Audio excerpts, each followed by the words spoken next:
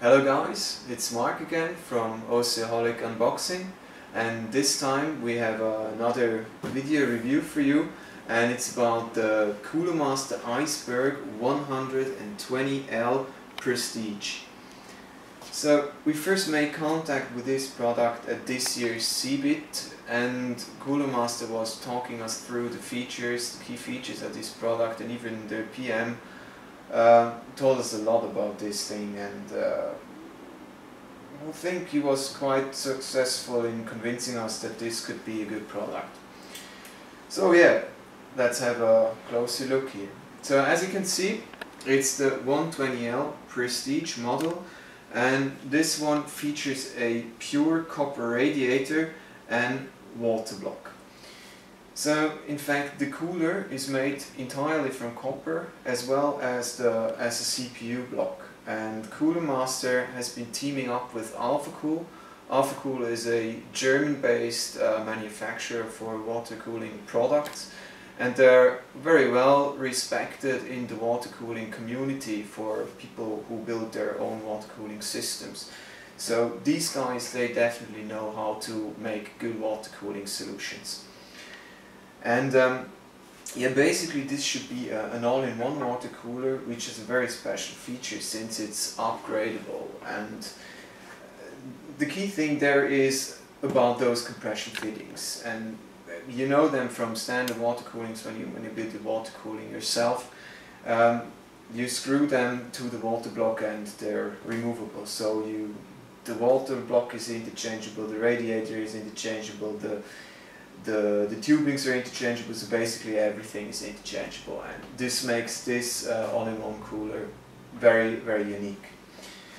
So furthermore, there is a microchannel and jet stream technology. Basically this says something about the structure of the CPU cooling block. Usually there are small holes where the water goes through and is being shot onto a very thin microstructure, and like this they're kind of able to optimize the cooling capacity of the cooler. So, and yeah, it says designed in Germany. Yeah, as we explained, AlphaCool is a German-based company, and this product is the result of a cooperation between Cooler Master and AlphaCool. So let's go about the box. So what do we have here? Yeah, I guess here we have some kind of unimportant stuff which is written in several languages. And on this side we can see the specs. For example, what's interesting is the fans.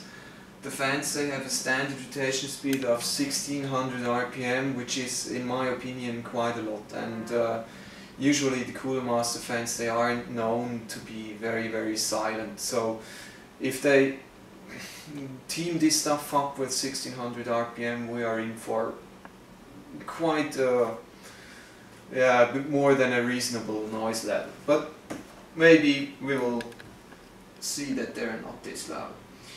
So yeah, basically it says again that the radiator has been made from 100% copper, as well as the cold plate, and it kind of repeats the key features I've already been talking about. So what do we see on the back side? On the back side we see some drawings about the cooler, which shows the size, and especially the water block. It's quite a big one, because with these all-in-one coolers, which are based on products from Eisberg or ABC or Coolit, most of the time you get a really, really small water cooling block, which fits really, really nicely on even in very small builds. You can easily put this stuff into mini ITX cases, and you don't get any issues with the space. So this one is much bigger, but on the other hand there is also a bigger reservoir, which is really needed if stuff needs to be interchangeable, which is the case with this solution. So yeah, let's have a look inside the box.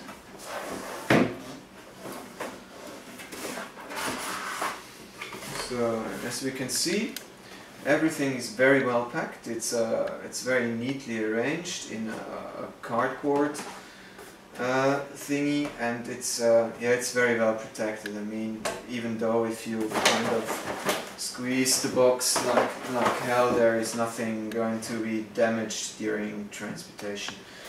So let's remove the water cooler itself. So there are some rubber grommets to reduce vibration.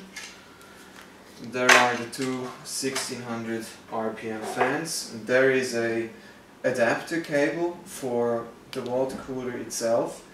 It reduces the voltage down to 9 volt, and the basic idea behind is to reduce the rotation speed of the pump, which you can see behind this window. And in fact, this window I think it's kind of a cool feature, because if you choose to change the coolant, you can put in some UV reactive stuff, and then you can make it glow in your system, which would be kind of a cool effect, I think. So, and here we go with all the socket mounting kits, the screws for the fans, and yeah, all that kind of stuff. And furthermore, you also get a decent manual which explains the basic things on how to install the thing on the different sockets.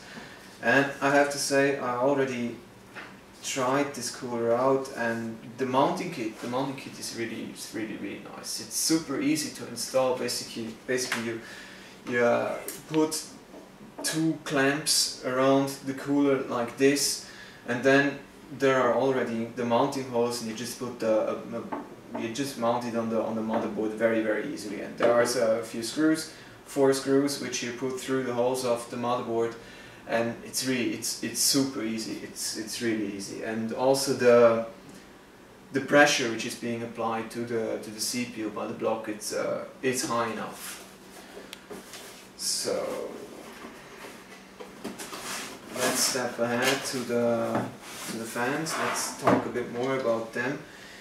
So as you can see, they are specified to 0.13 amps, which means that they're going to draw something like 2 watts. Yeah, not even 1.8, 1.5. And still there are 1600 RPM fans. There is kind of nothing special about these fans, except for the cables, which look really nice. And also, if you take a closer look here, you see that the cables are completely black. They're not this yellow, red and black stuff, so it's really kind of a stealth thingy. And basically you put those fans then on the rubber grommet, and the rubber grommet goes to the radiator like this, and you fix it with the screws. So there shouldn't be much vibration going on with this radiator and the fans. So if we take a closer look at the radiator, it's kind of heavy. I mean, it has to be heavy since it has been made from copper entirely. You can clearly see the compression fittings. They are tightened not that well. I would recommend to use a gripper to tighten them even better to avoid leakage. And you can't see this with the camera, I guess, but the coating is very thin, and this is not some sign that this is a cheap product. It's more because of the heat conductivity. If you apply a very thick color coating, powder coating on the radiator's fins, then heat conductivity gets worse. So they try to apply not too much to keep heat conductivity on a very good level. Something that is also very nice is, I don't think that you can see, but down here you see another metal shield which prevents you from putting the screws in too far into the fins. So they definitely stop down here at this protection sheet. And yeah, basically if you go around the radiator here, you can see two other reservoirs that the water is always going to be circulating very nicely in the radiator. So if we go to the block, you can see that it has a base made from copper. Yeah, it's reflecting very well. It's a kind of a mirror surface. Don't know if you can see it now. The cable, which is maybe mirroring over the surface. It's really well manufactured. 4 big screws keep it to the block itself. And yeah, here inside that window I've already been talking about, you can see the pump, and to be honest, I'm not a big fan of this pump since it rotates at 3k RPM, and it really it's a bit noisy, and I mean it gets better if you use this low voltage adapter, and it's going to reduce the rotations down to about 2000 RPM, but still it's the pump is still audible, and I really hope that the final retail product is going to have a pump which is more silent. And yeah, this is a very important point. This is an early pre-production sample. This is not the final sample. I mean, it will look exactly the same, I think, but they will definitely take care about the issue with the pump. So yeah, overall I think it's a really nice product, but another thing which is kind of very steep is the price.